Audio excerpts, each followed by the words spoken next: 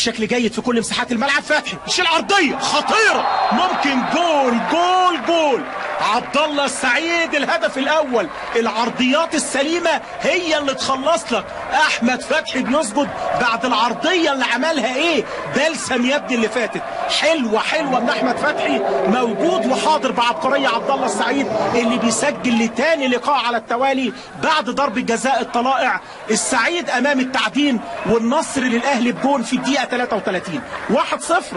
وهنشوف العرضيه تاني اللي اتكلمنا وقلنا اول ما صبر رحيل من دقيقتين 3 عمل واحده جوه ال 18. انما بص العرضيه السليمه، واول مره بقى يهرب من ورا المدافعين عبد الله السعيد بحاله من الاهمال الدفاعي للخطوط الخلفيه لعيبه التعدين. الاهلي بيسجل اول اهدافه 1-0.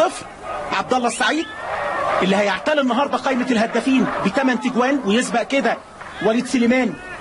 مؤمن زكريا ممكن يكون احد الحلول في الاوقات اللي جايه. عمرو بركات، اجاييه، عمرو جمال، 4 اسماء. نشوف الهجمه من الجبهه الشمال، ميدو جابر طلعها لبره في منتهى الخطوره. جول جول جول. عبد الله السعيد اتقل تاخد حاجه نظيفه باقل مجهود. عبد الله السعيد بيجيب جونين، حتى الراجل اهوت بكل هدوء في الفرحه.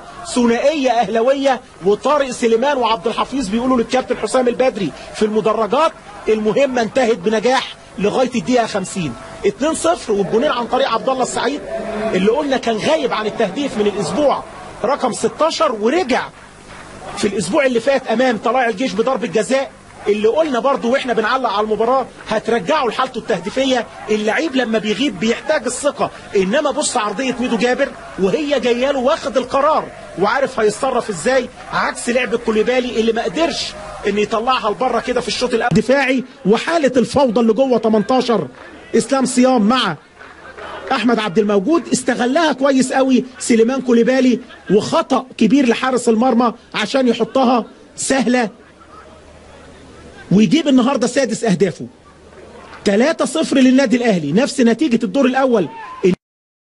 هو السعيد يوقع هدف رابع، هو الهدف الثالث، هو الهاتريك، راح يستحق ذلك عبد الله مع الدقيقه 70. لم يتاخر، لم يتوانى.